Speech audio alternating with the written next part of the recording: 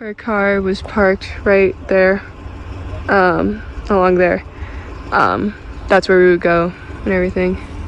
The party was set up over here. Where that white car is where the majority of kids were standing. In between these 3 trees right here, this is where the lights were hung up and there were cars along here. Here's the road you take to get out here. That white car is where the majority of kids were standing. In between these 3 trees right here, this is where the lights were hung up. A friend showed us the area where an estimated 200 to 300 young partiers had gathered. There were cars all up in here and all back in there. A lot of older people started showing up that people didn't know. Like, a lot of drugs were involved, like drugs that we don't typically have just in parties. And our parties also just aren't normally that big. Kiely Rodni was last seen around 12:30 in the morning. I went up to her and I said, hey, I got another ride home, because she was meant to be my ride home, but I knew she was too intoxicated to get me home.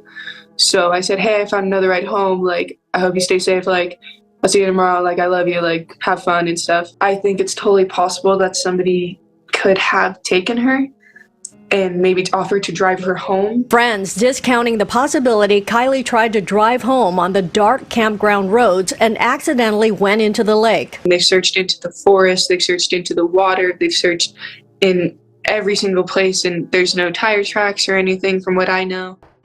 Adventures with Purpose has just posted about their discovery of Kiely Rodni and her vehicle. They said, we just found Kiely Rodni. Car is upside down in only about 14 feet of water. We have confirmed Kiely is inside. Family notified, law enforcement on their way. Prosser Lake only a few hundred yards from the campground. More updates to follow. I can't help but have many questions still. As soon as we hear from law enforcement, we can meet up and talk about all this live together soon.